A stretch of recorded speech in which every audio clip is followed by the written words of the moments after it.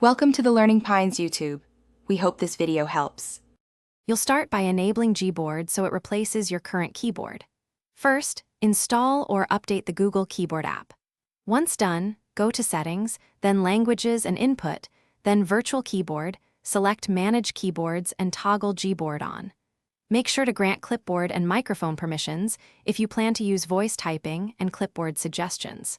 Now set Gboard as the default keyboard so every app uses it. This gets you past setup quickly and into actual use without extra steps.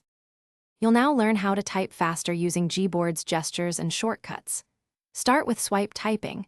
Drag your finger across letters and lift to commit the word. It's faster than tapping for many users. For numbers or symbols, long press keys or slide to the top row. Use the globe icon to switch languages quickly.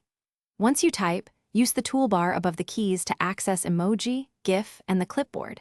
If you need voice input, tap the microphone. These tools streamline composition and correct common errors automatically. You'll finish by using advanced features and a quick troubleshooting tip. Use the editing controls, arrow keys, long press to select text, and swipe on backspace for undo. These speed precise edits.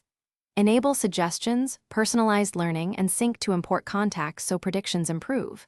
For productivity, set one-handed mode or keyboard height in preferences.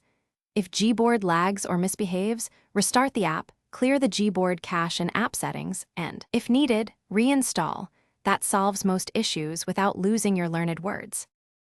Thanks for watching. Consider subscribing if we helped you.